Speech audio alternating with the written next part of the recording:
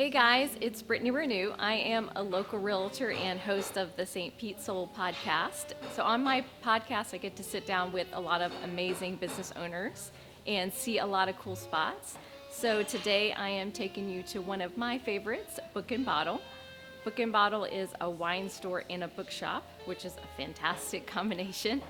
And today I'm sitting down with the owner, Tara Dunham.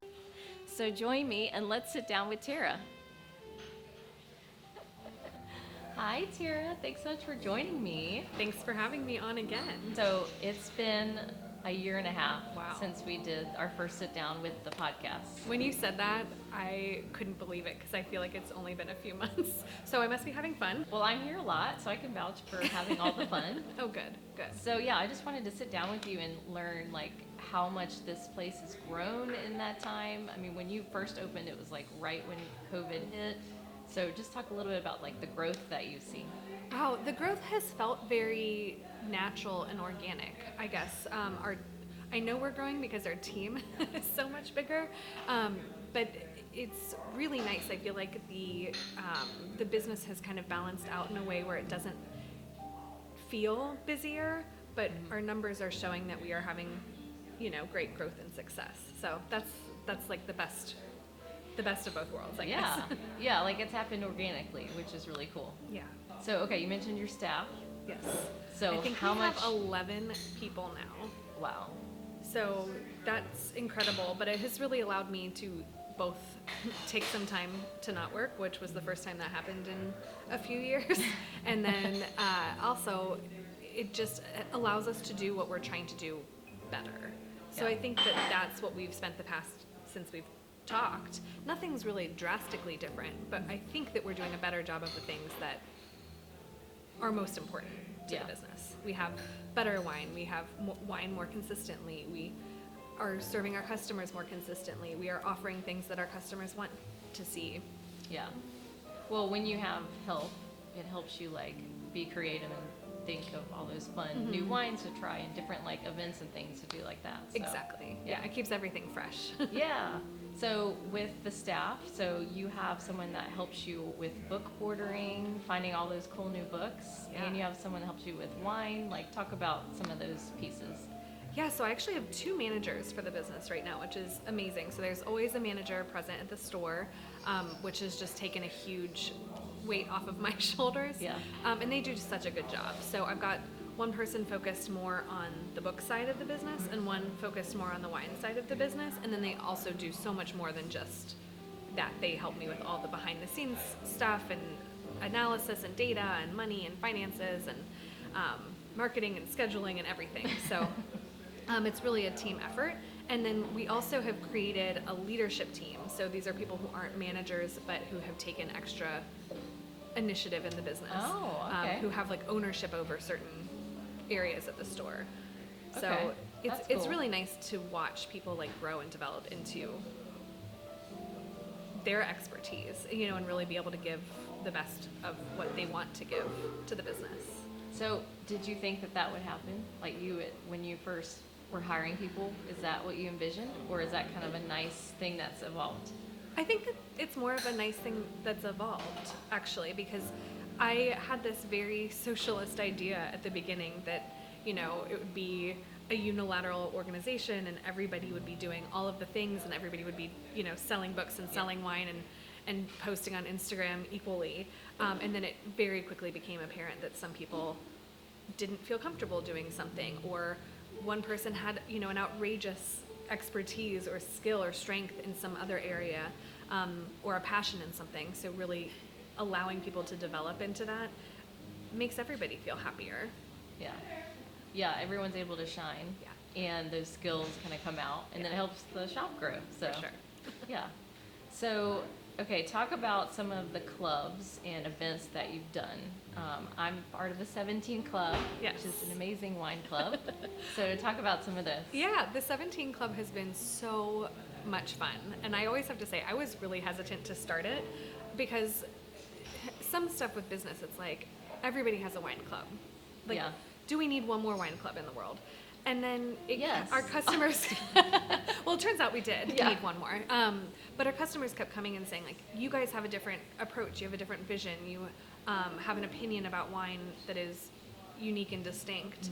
And Heidi kept encouraging us to take that point of view and execute it into a wine club. So when we did, it was just spectacularly successful.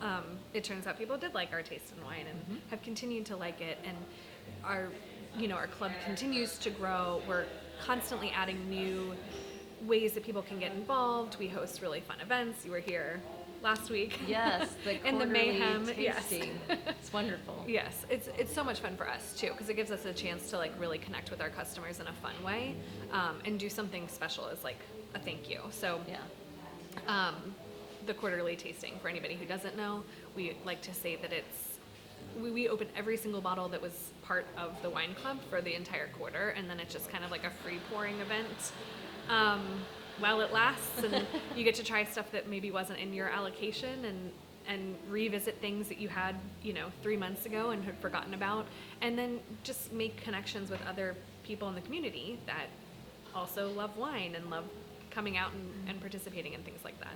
Yeah. Well, that makes me think about like the word communities coming up for me, because I remember that was an important thing to you when we did the podcast interview first time around, and it feels like you have really built that sense of community here. Yes. Do you feel that way? I totally agree. I still think it's like the most important thing we do as a business. I think in the podcast a year or so ago, we talked about how during COVID, so many people moved to St. Pete. And the community as a whole was just really needed help. There's like all these new people, COVID happened, people are sequestered. They didn't get the chance to like make friends or meet their colleagues at work. And so having the chance to have a business where they could come and meet like-minded people in a very safe, secure, Yeah. comfortable environment, I think has been really beneficial to the community. And it's just repeatedly one of my favorite things. So when I'm having a hard day, or I'm not sure it's worth it, or I'm not sure that, like, why did I do this crazy idea? That's what it always comes back to, is like the people who I watch becoming friends with each other and going out and having fun. Like, our staff has become friends. Our staff has become friends with our customers. Our customers Yeah. have become friends. Our customers have married each other. Oh, I are you mean, that's serious? just so cool. We got to watch this beautiful relationship of this young couple who had one of their very first dates at Book and Bottle, Oh, that's right so as we opened. We watched them through their relationship. I mean, granted, we've only been open for 2.5 years, so this is Well, just remarkable but to, that's so that long we've gotten enough to see time, this. yeah. They actually got engaged here, and then one of our staff did the wedding video. Are you So it's just serious? like, I mean, like, if you talk about family and community, like, that makes everything worth it. It makes every hard day totally worth it. Wow, like that's such a cool story. I didn't know that. Yeah. You need Yeah, to it's so you need to cute. like make a little video and Oh, share we that should. out. We should. That's so cool. Yeah. Yeah. And they still come in. They're part of the 17 Club as well. So it's like, I love being able to touch different people in the community in all of these different ways. So it's like a little bit with wine, a little bit with our book clubs. So we also have 4 different book clubs right now as part of Book and Bottle. We have a fiction book club that meets once a month. We have a horror book club that meets every other month. Totally not my jam, too scary for me. We have a new and noteworthy book club, so that's more literary fiction that's a little bit more contemporary, just the past few years. And then we have a lady leaders book club, so that's going to be more entrepreneurs, managers, any ambitious woman can Yeah. join that Well, one. I'm a part of that one. Yes. So it's wonderful. But that also goes back to the community piece, because I've met so many cool ladies Yeah. from being a part of that. Yeah. So, and even just being in the shop, I've made friends from being in here. So I can definitely say that that's a Yeah. true part of the place. We attract very nice people, and that makes my job very easy. Yeah. Well, I I think love it's dealing with people that I like to talk to. I think it's a trickle down effect from the top. Oh, So- well, thank you. So let's talk about, so you mentioned Heidi helping you with your wine selections. When we did the podcast originally, we were talking about your sommelier certifications that both of you were going through. Yeah. So you were kind of in the middle of it, and with COVID there was some delays. So talk about like that transition and what's gone on with that. Yeah, that process has been just exemplifies, I think, what everybody has gone through with COVID as a whole. So I met Heidi as a friend studying wine before the shop opened. And so naturally when the shop opened, I was like, hey, you know a lot about wine. Do you want to work here with me? And that was great because it's always nice having a friend on your team. Yeah. And we were supposed to take the Court of Master Sommeliers certified SOM exam in April of 2020. So we had been studying, daily for a year and a half. Felt pretty good, confident, ready to take the exam. And then COVID hit. So they obviously can't put hundreds of people in a room together for an exam. So they kept delaying it, kept delaying it, and kept delaying it. So that was like the first challenge with that. And then I'm very values oriented personally, and I try and bring that to the business as well. And I really didn't like how the court handled the Me Too movement and then the Black Lives Matter movement. And so I actually withdrew my fee, and I will not be taking that exam, and I'm pursuing other wine exams in lieu of that one. Yeah. So because I think that we have to support businesses and organizations that support the values that we want to see in the world. And I think they've cleaned up their act now, but I didn't like how it was handled multiple times for multiple months. So I've retracted myself. Heidi is taking it in August. So Oh, wow. I know she's going to do great. That woman knows more about wine than almost anybody I've ever talked to. So I think the anxiety is there because she has now been studying for this one exam for like 3.5 years, gosh, and she just yeah. can't wait for it to be over. But we know she'll be great whether or not she takes the exam. And it's so funny talking about like spending all this time studying for something, and then this is like the theory, and like having to blind taste a wine. It's very studious, and it's so different from what we encounter here behind the bar or at our wine shelves. Yeah. Because what the normal consumer, myself included, just wants a good wine. They want something that's going to go with dinner. They want something that's going to taste good or impress their friends. They don't need to know the whole pedigree of every wine all the time. So we've been challenged now in wine in all these different ways. Yeah. Well, it's cool because this is a small shop and you can curate that experience for people. And, I love the fact that you take your values and the things that you're passionate about and believe in and pour it back into the shop, because I think that's just really evident when people are in here and they're picking out a wine or a book. So Thank you. Yeah, when COVID first hit, I had this like identity crisis of, oh my God, I just opened a retail store and everybody's dying. What this doesn't matter anymore. This doesn't matter. And then the community, like I mentioned, really has helped me be like, no, this was worth it. We are doing something for the world by building this community. Yeah. But also I realized that we have a say in the stuff that we're putting in front of our customers, and we're getting to introduce women winemakers, family winemakers, wine that's made with low intervention, that's more sustainable, that's if we're supporting these different organizations and businesses that are doing things the right way, then collectively, over time, they're like all these little small decisions. But I'd much rather sell an organic wine that was made by real people in a family rather than some giant corporation, because those are real people. Like when somebody walks in my door, I'm thankful for every single customer, and so are those other small businesses. yeah. Okay, so if you could go back 2 years and do something over again, like if you could just tell yourself, hey, don't do that in this process of opening up. Can you think of anything? Let me get my notebook. Yeah.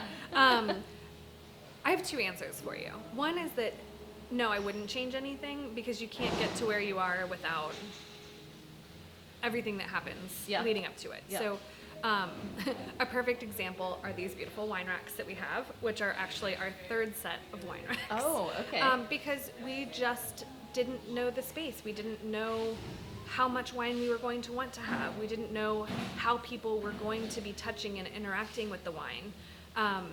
So we couldn't have made a perfect decision on day one. We've changed bar equipment because we thought this one piece of equipment was going to be the most helpful thing to have behind the bar. A keg. We did, kegged wine for a while. And then it turned out that that didn't fulfill the vision that we had for the bar. So moving into a different piece of equipment that is actually more useful for the team, a dishwasher. Should have known that one. But to me, I really operate on trial and error, what's working, what's not working, and I feel like I have no regrets because everything has gotten me to where we are now. That said, if I could go back 2 years ago, I would sit me down and I would say, Tara, please delegate. I do now. It was really hard for me at the beginning, even though I had really good people. And obviously it takes time. I was trying to figure out what my vision was and communicate that to a new young team. A vision that's constantly changing because of everything I just said. But I think that the moment I started delegating and trusting in other people to bring their best selves and to bring their expertise and to let other people shine, my life certainly got a lot better. Yeah. Well, a lot of business owners learn that lesson after the fact because it kind of does take time to figure out, I can't do everything myself. Yeah. I'm not like Superwoman here. Yeah. So I know the struggle. I'm with you on that. But when you do let go and start delegating, it's like you're able to grow so much more in the vision that you had for the business. I think just starts to take off. Yeah. And it just kind of starts like, okay, you start getting that like cycle and realize, yep, this is the way to go. Yeah. So what would be like some visions for the future? Like, in the next few years, like how would you envision the business looking like? My vision for the future of Book and Bottle is that people will want to take us into their home a little bit more. Mm-hmm. So it would be nice if we could all just, sit in the velvet chairs and relax here all day. But we have such an amazing collection of wine to take home. So in addition to being a bar, in addition to being a bookstore, we're also a bottle shop. And we have hundreds and hundreds of different bottles of every kind of wine you can imagine. We've got most countries that you didn't even know produce wine, like China and Mexico sometimes. We try and have really interesting wine. It's constantly changing. We're constantly refreshing for the season and for what new stuff the state has gotten. And we want to help put that in people's hands. So we're a tiny little shop in downtown, so our case discount is on 4 bottles instead of a full case. Yeah. We have little handy carriers. You put your 4 bottles in there, you get 10% off, and you can carry it home, back to your condo, back to your apartment. St. Pete's becoming this great walkable downtown.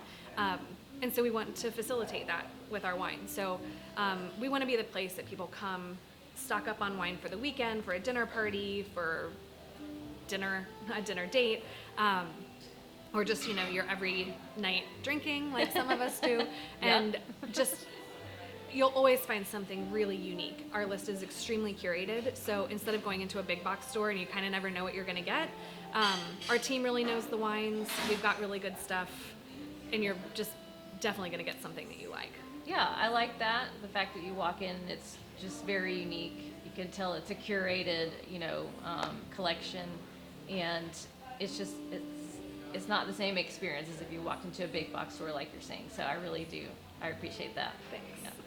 So what's like your most favorite thing about having this business and getting to run it? The people, for sure. I mean, I've said it and it sounds silly, but I mean, my team is just absolutely amazing. I love watching them learn and grow and interact with each other and hearing that they're hanging out. And they just always seem to be having fun with each other, which I feel like they're my children. So watching them, be their best and be happy is all you could ask for as a parent. Yeah. And then the customers. I mean, I feel like I'm meeting new people every day. I'm watching people's eyes light up when they see that there's books and wine in the same building and coffee.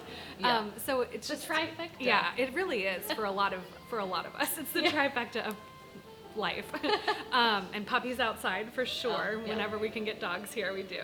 But yeah, that's bringing joy to people, watching people share in the joy with each other is just for sure the best part. Yeah. Well, thank you so much for sitting down with me. Anytime. Yeah, I love to hear like how you've grown, and just I've been able to watch it because I'm here all the time. I know, it's such an honor. And that, like I said, it's just so cool that we've known each other for so long Yeah. now. And Yeah. we've gone from just, customer relationship to like friends. And Yay. yeah, I love it. Awesome. Well, thank you so much again. I really appreciate your time. Thank you. Cheers. Cheers.